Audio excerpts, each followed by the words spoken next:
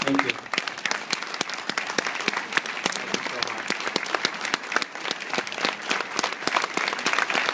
Thank you, everybody. Well, like you said, I'm Jayden's dad. My name's Tom. And, Jayden's the type of kid that would want to make you smile if you went in the room with him. He would go out of his way to where he would put his difficulty aside to make sure that you were okay. I remember a time when he was getting radiation, and he would be put under, and my mom showed up at the hospital, and he wanted to make sure that he knew she was there. So while he was just waking up, he started singing "You Are My Sunshine" to her, just to let her know, hey, we're okay. He'd get a full round of radiation and play chemo with a smile on his face. I remember he seen a girl crying one time because she had cancer, and he's like, "Daddy, why is she crying? It's only cancer." And he was right. It is only cancer. It wasn't him. Jayden had a bigger message to get out.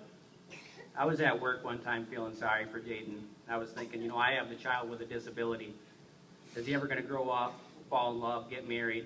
And for whatever reason, the thought of him getting married weighed on my mind. I couldn't get rid of it. And I got home, and I woke Jayden up for school. And at this time, Jayden's memory was short to none. If I said something to him, he'd completely forget it. Or if I'd walk out of the room and come back in the room, he'd look at me and say, "Daddy, when did you get here?" Or the one that hurt me the most was he'd look at me and say, "You look just like my daddy."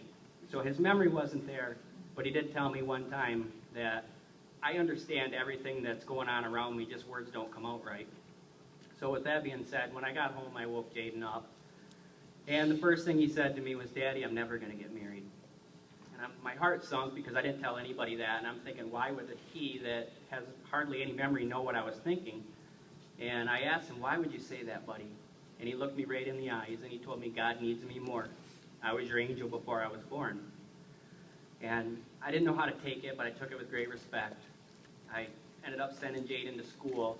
Later that day, I got a call from school that Jayden was falling asleep in class. I go to pick him up, and he started seizures. And that was the last conversation that I had with my son, that God needed him more. Jayden passed away in my arms, and I looked down at him, and I thought, what is the purpose? Why would I have a child that would pass away at almost 9 years old? And I didn't know how to take it, but I knew that so many people had supported us that my wife and I decided we don't know how to thank every single person that did something, so we're going to do random acts of kindness. So we paid for a coffee at a drive-thru, just as in write a little note, general thank you in honor of Jayden. And we didn't realize that it would take off this big. And when we see things like everybody paying it forward, or the Saginaw Spirit calling and asking us, if we would allow them to help us with the foundation, we look at that as we see a purpose of the meaning of why Jayden told me God needs me more. We've had so many people come to us and say they found God because of Jayden. So we've taken this opportunity to start a foundation, the Jayden Lamb Memorial Foundation.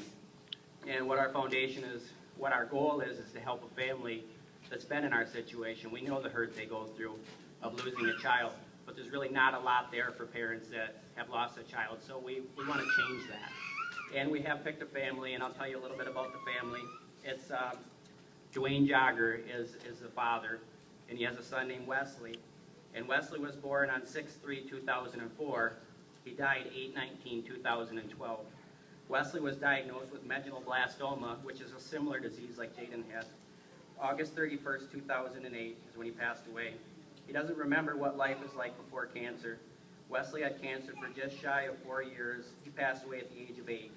The longest time he was in remission was 6 months. Not that we're even close to 100% for any part of the time, the 6 months. Wesley spent 3 of the months relearning to walk, which we completely feel them. We know what they've been through.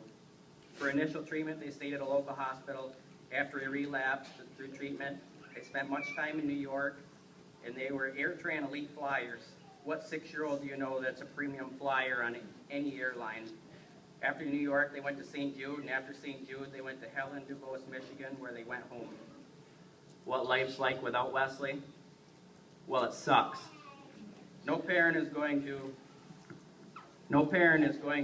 differ. I do feel that we're handling it better than most. We had a full 2.5 years with Wesley post-relapse. Many are lucky if they even get 12 months. I still have not gone back to work, and I have no desire to in the manufacturing sector anymore. I'm heavily thinking of going back into school for something medical. Wesley would have wanted it that way. I'm sorry if you guys couldn't hear me, but hopefully you did. But we completely feel how this family feels. That is our goal, is to help this family, and we're just going to start with one, but we're hoping that we can do more with your help. So we'd like to do an ultimate pay it forward to this family and maybe send them on a vacation somewhere and make them VIP, because they've lost a child, they're hurting, they don't know where to go or where to turn to. They have to reestablish everything in their life, so we'd like to help them. So thank you very much for having us. Thank you to the Spirit for having us. We really appreciate it. Thank you to my family for supporting us, and Messiah for being here for us. There's so many words I can't say because it's so hard to come up with the right words of the feeling that you guys give to me when a pay it forward happens and you share it, because it completely reassures me that there is a purpose, that God did need Jayden more, and I see it every time. So thank you very much.